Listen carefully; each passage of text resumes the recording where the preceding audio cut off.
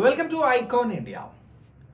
భారతదేశ చరిత్రలో ఆధునిక భారతదేశ చరిత్ర నుంచి ఎక్కువగా ఎగ్జామినేషన్ పాయింట్ ఆఫ్ వ్యూలో క్వశ్చన్స్ అడుగుతా ఉన్నారు. ఈ ఆధునిక భారతదేశ చరిత్ర మోడర్న్ హిస్టరీని మనం ఎక్కడి నుంచి చదవడం స్టార్ట్ చేస్తాము అని అంటే యూరోపియన్ల రాక, భారతదేశానికి యూరోపియన్లు వచ్చిన దగ్గర నుంచి స్టార్ట్ చేస్తాం. అయితే ఈ యూరోపియన్లలో అత్యంత ప్రభావవంతమైనటువంటి వారినిగా మనం పోర్చుగీస్ వారిని గుర్తించాల్సి ఉంటుంది. ఎందుకు అని అంటే వీరు భారతదేశానికి నౌక సముద్ర మార్గాన్ని కనుగొనడం జరిగినది. భారతదేశంలో యూరప్ ఖండం నుంచి వచ్చి మొట్టమొదటిసారి వ్యాపారాన్ని నిర్వహించినటువంటి వారు కూడా పోర్చుగీస్ వారు. సో ఈ పోర్చుగీస్ వారు తమ ఆధిపత్యాన్ని ఒక 100 సంవత్సరాల పాటు భారతదేశంలో సుదీర్ఘకాలం కొనసాగిస్తారు. ఈ 100 సంవత్సరాల తర్వాత ఆధిపత్యాన్ని మెల్లిగా కోల్పోవడం జరుగుతుంది పోర్చుగీస్ వారు. ఈ ఎలా ఆధిపత్యాన్ని భారతదేశంలో కోల్పోవడం జరిగింది అనేటువంటి అంశాలను ఈ వీడియో ద్వారా డిస్కస్ చేద్దాం. వీడియోని లైక్ చేసి మీ ఫ్రెండ్స్కి షేర్ చేయండి. మీరు మీ ఫ్రెండ్స్ కాంపిటేటివ్ ఎగ్జామ్స్ కోసం ప్రిపేర్ అవుతున్నట్లయితే ఐకాన్ ఇండియా యాప్ని డౌన్లోడ్ చేసుకోండి. చాలా క్లియర్కి సంబంధించినటువంటి ఇన్ఫర్మేషన్ ఇవ్వడంతో పాటు ఎగ్జామ్స్ని ఐకాన్ ఇండియా మీకు ప్రొవైడ్ చేస్తూ ఉంది ఆన్లైన్లో ఆఫ్లైన్లో. సో దీనికోసం మేము కింద ఇస్తున్న నెంబర్స్ ద్వారా మీరు మమ్మల్ని అప్రోచ్ అవ్వచ్చు. సో ఇప్పుడు ఈ వీడియోని లైక్ చేసి మీ ఫ్రెండ్స్కి షేర్ చేయడం మర్చిపోవద్దు. అలాగే ఇలాంటి కాంటెంట్ కోసం మీరు ఛానల్ని సబ్స్క్రైబ్ చేయండి. సో ఆధునిక భారతదేశ చరిత్రలో అత్యంత కీలకంగా ముందుగా నేర్చుకోవాల్సినటువంటి టాపిక్ ఈ పోర్చుగీస్. సో పోర్చుగీస్ వారు భారతదేశానికి వచ్చిన తర్వాత 1498 మే 20న వాస్కో డి గామా గారు భారతదేశానికి వస్తారు. సముద్ర మార్గాన్ని కనుగొంటాడు. వచ్చిన ఉద్దేశమే వ్యాపారం కాబట్టి ఆ వ్యాపారానికి సంబంధించినటువంటి అంశాలలో భారతదేశంలో పోర్చుగీస్ ఆధిపత్యాన్ని సుస్థిరం చేసేందుకు ప్రయత్నాలు మొదలు పెడతారు. ఇందులో భాగంగా 1505లో ఫ్రాన్సిస్ డి అల్మిడాను మొట్టమొదటి పోర్చుగీస్ గవర్నర్గా భారతదేశంలో నియమిస్తారు. సో ఈయన తర్వాత ఆల్బుకర్క్ భారతదేశంలో 2వ పోర్చుగల్ గవర్నర్గా వచ్చి పాలనను సుస్థిరం చేస్తారు. సో మలక్కా జలసంధిని అలాగే గల్ఫ్ ఆఫ్ హర్మూజ్ని వీటిని స్వాధీనం చేసుకొని నౌకాయానానికి అనుకూలంగా ఉండేటువంటి ఈ జలసంధులు అలాగే ఈ గల్ఫ్స్ని సొంతం చేసుకొని వ్యాపారాన్ని భారతదేశం నుంచి యూరప్ ఖండానికి అద్భుతంగా విస్తరించి ఇలా ఒక 100 సంవత్సరాల పాటు వ్యాపారాన్ని పోర్చుగీస్ వారు ఏకఛత్రాధిపత్యంగా నిర్వహిస్తూ ఉంటారు యూరప్ ఖండం నుంచి. సో అయితే 16వ శతాబ్దం నుంచి యూరప్ నుంచి వేరువేరు రాజ్యాలకి సంబంధించినటువంటి వారు భారతదేశంలో వ్యాపారం చేసేందుకోసం చాలా ఆసక్తిని చూపెట్టి కంపెనీలను ఏర్పాటు చేసుకొని భారతదేశానికి వస్తూ ఉంటారు. అలా పోర్చుగీస్ వారి తర్వాత భారతదేశానికి 1602లో డచ్ వారు వస్తారు. నెదర్లాండ్ లేదా హాలాండ్ అని అంటాం. సో వీరిని తర్వాత 1608లో బ్రిటన్ వారు వస్తారు. ఆ తర్వాత డెనిష్ వారు వస్తారు. ఆ తర్వాత ఫ్రెంచ్ వారు వస్తారు. సో ఇలా భారతదేశానికి వచ్చిన వీరందరి ఉద్దేశం కూడా వ్యాపారాన్ని నిర్వహించడం.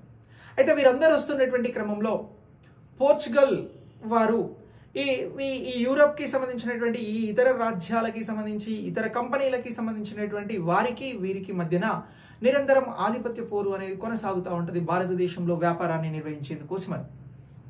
సో ఈ నేపథ్యంలోనే మొట్టమొదటిసారి 1612లో ఆంగ్లేయులకి పోర్చుగల్ వారికి మధ్యన యుద్ధం జరుగుతుంది. దీన్ని సాల్వే యుద్ధం అని అంటారు. ఇప్పుడు ఉన్నటువంటి సూరత్ గుజరాత్ ప్రాంతంలో ఈ యుద్ధం జరుగుతుంది.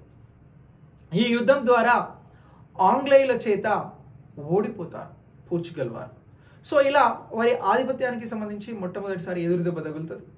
దీని తర్వాత 1622లో డచ్ వారు అంటే భారతదేశానికి పోర్చుగల్ వారి తర్వాత వచ్చినటువంటి డచ్ వారు ఏం చేస్తారు అని అంటే గల్ఫ్ ఆఫ్ హర్మూజ్ని స్వాధీనం చేసుకునేందుకు యుద్ధం చేస్తారు. ఈ యుద్ధంలో కూడా పోర్చుగల్ ఓడిపోద్ది. సో అలా ఓడిపోయిన తర్వాత గల్ఫ్ ఆఫ్ హర్మూజ్ అనేది కోల్పోతారు. అంటే అది డచ్ వారి ఆధీనంలోకి వెళ్తుంది. ఈ గల్ఫ్ ఆఫ్ హర్మూజ్ అనేది మనకి ఇరాన్, ఒమాన్ దేశాల మధ్యన అత్యంత కీలకంగా సముద్ర మార్గానికి సంబంధించి కనబడేటువంటిదే గల్ఫ్ ఆఫ్ హర్మూజ్. సో ఇలా దాన్ని కోల్పోవడం జరుగుతుంది. సో ఇక నెక్స్ట్ దీని తర్వాత 1632కి సంబంధించి ఏదైతే భారతదేశంలో ఈ పోర్చుగల్ వారు మత మార్పిళ్లు చేస్తూ ఉంటారు, బానిస వ్యాపారాన్ని నిర్వహిస్తూ ఉంటారు. ఇది నచ్చనటువంటి బెంగాల్ గవర్నర్గా ఉన్నటువంటి కాసిం ఖాన్ బెంగాల్కి సంబంధించి హుగ్లీ ప్రాంతంలో వ్యాపార స్థావరాలను ఏర్పాటు చేసుకున్నటువంటి పోర్చుగల్ వారిని అక్కడ నుంచి పంపించేస్తాడు. సో మీరు ఇక్కడ వ్యాపారం చేయొద్దు, మత మార్పిళ్ళకి పాల్పడుతూ ఉన్నారు, బానిస వ్యాపారాన్ని నిర్వహిస్తూ ఉన్నారు, దీన్ని అస్సలు క్షమించము అని చెప్పేసి కాసిం ఖాన్ తనకున్నటువంటి పవర్తో పోర్చుగల్ వారిని ఈ హుగ్లీ బెంగాల్ ప్రాంతం నుంచి పంపించి వేస్తాడు. ఆ తర్వాత 1661లో ఈ పోర్చుగల్కి సంబంధించినటువంటి యువరాణి ఉంటారు, ఈమె పేరు క్యాథరిన్ బ్రిగన్జా.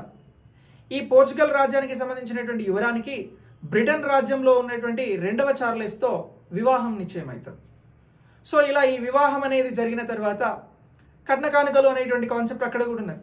సో ఈ కట్న కానుకల అంశాలలో ఏమి ఇవ్వాలి అని చెప్పేసి అడిగినప్పుడు బ్రిటన్ వారు తెలివిగా వ్యాపార సామ్రాజ్యంలో వారి సామర్థ్యాన్ని పెంచుకునేందుకు భారతదేశంలో ఉన్నటువంటి బొంబాయిని ఇవ్వాలి అని చెప్పేసి, ముంబైని ఇవ్వాలి అని చెప్పేసి అడుగుతారు. ఇది ఒక కీలకమైనటువంటి వ్యాపార స్థావరం యూరోప్ వాళ్ళకి.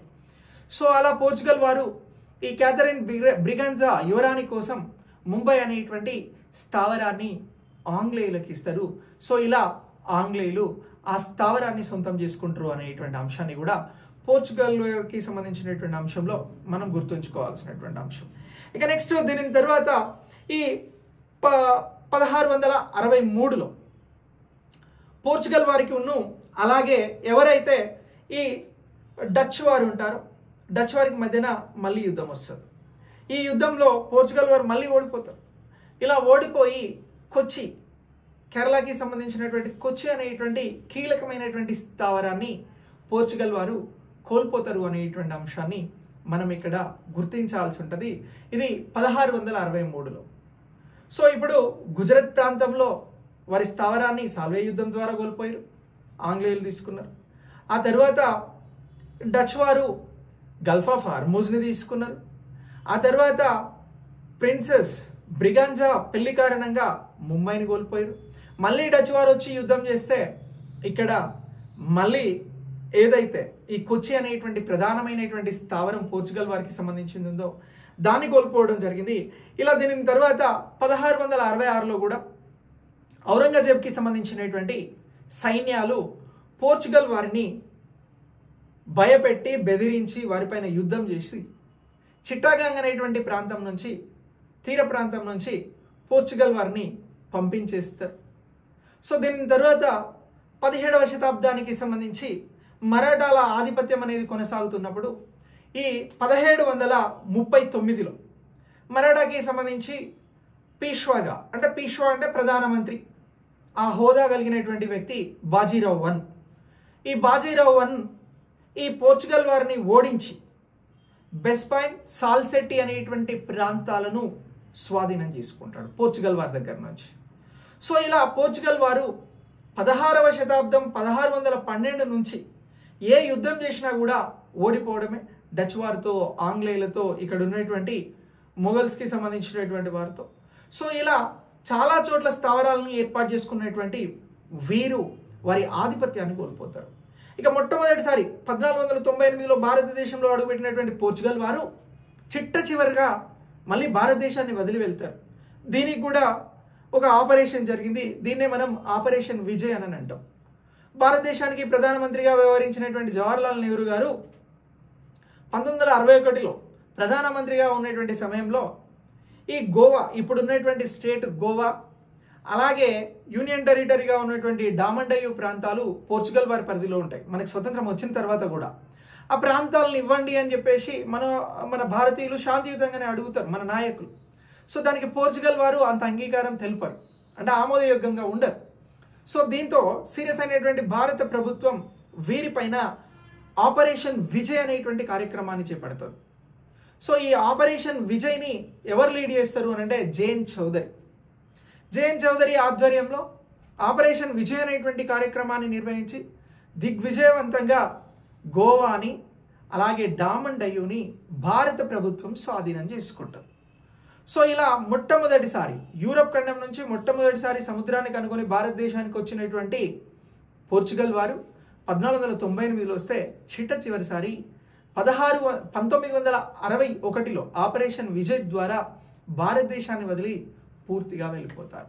సో ఇలా ఫస్ట్ అంటే 15వ శతాబ్దంలో మొత్తం వ్యాపార ఆధిపత్యం ప్రదర్శించినటువంటి పోర్చుగల్ వారు 16వ శతాబ్దం నుంచి కూడా ఆధిపత్యాన్ని కోల్పోవడంలో కీలకమైనటువంటి ఘట్టాలుగా మనం ఈ అంశాలను గుర్తుంచుకోవాలి. సో సాల్వే యుద్ధం, అలాగే గల్ఫ్ ఆఫ్ హర్మూజ్ని కోల్పోవడం, కొచ్చిని కోల్పోవడం, కాసిం ఖాన్ వీరిని హుగ్లీ నుంచి పంపించడం, జహాంగీర్కి సంబంధించినటువంటి సేనలు చిట్టాగాంగ్ నుంచి పంపించడం, ప్రిన్సెస్ బ్రిగాంజా కోసం, క్యాథరిన్ బ్రిగాంజా కోసం ముంబైని కోల్పోవడం, ఇవన్నీ పోర్చుగీస్ వారికి సంబంధించిన ముఖ్యమైనటువంటి వారి పతనానికి సంబంధించినటువంటి కీలకమైనటువంటి ఘట్టాలుగా మనం గుర్తించాల్సి ఉంటుంది.